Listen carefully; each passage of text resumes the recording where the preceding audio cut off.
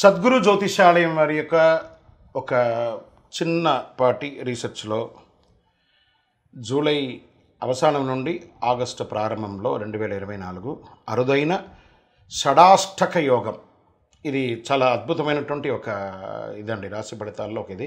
షడాష్టక యోగం కొన్ని రాశుల వారికి జాగ్రత్తను, కొన్ని రాశుల వారికి యోగాన్ని కూడా ఇస్తుంది. జ్యోతిశాస్త్రంలో గ్రహాల గమనం అన్ని రాశుల వారి జీవితాలపై గణనీయమైనటువంటి ప్రభావాన్ని చూపిస్తారు. కొన్ని గ్రహాల ప్రభావం కూడా రాశుల వారి జీవితాలపై ప్రభావం చూపిస్తుంది. ప్రస్తుతం సూర్యుడు మిథున రాశిలో సంచరిస్తున్నాడు. మరి కొద్ది రోజుల్లో సూర్యుడు తన రాశిని మార్చుకుంటాడు. సూర్యుడు జూలై 16వ తేదీన మిథున రాశి నుండి కర్కాటక రాశిలోకి మారుతాడు. ఇక్కడ షడాష్టక యోగం. ఈ రాశులకి సూర్య భగవానుడు కర్కాటక రాశిలో వెళ్ళడం వల్ల అనేక రాశుల వరకు లాభాలు వచ్చే అవకాశాలు ఉన్నాయి.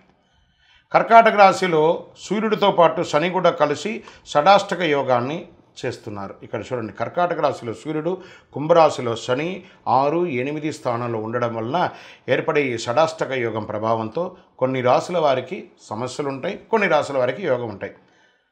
రాశులు ఏమిటో మనం తెలుసుకుంటాం. ఎవరు ఇబ్బంది పడతారు, ఎవరు లాభపడతారు అన్నది.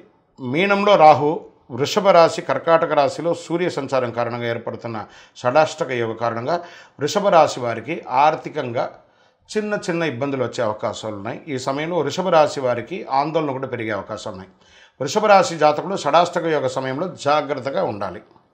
ఏ నిర్ణయం తీసుకున్నా జాగ్రత్తగా తీసుకోవాలి. తులారాశి వారు షడాష్టక యోగం కారణంగా చిన్న ఇబ్బందులు పడే అవకాశాలు ఉన్నాయి. ఆదాయం విషయంలో అంత అనుకూలంగా ఉన్నప్పటికీ ఆరోగ్య విషయంలో జాగ్రత్త అని చెప్పారు. వ్యాపారంలో నూతన పెట్టుబడులు పెరిగే అవకాశం నమ్మకూడదు.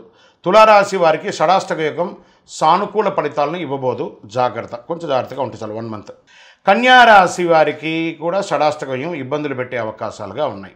కన్యారాశి జాతకులు ఈ సమయంలో ఆర్థిక ఇబ్బందులు ఎదుర్కోవాల్సి వస్తుంది. ముఖ్యంగా ఆరోగ్యపరంగా ఇబ్బందులు పడే అవకాశాలు ఉంటుంది. ఈ యోగం కన్యారాశి జాతకులకు ప్రతికూల ఫలితాలను ఇస్తుంది. కనుక ఈ సమయాల్లో ఏ నిర్ణయం తీసుకున్నా జాగ్రత్తగా తీసుకోవాలి.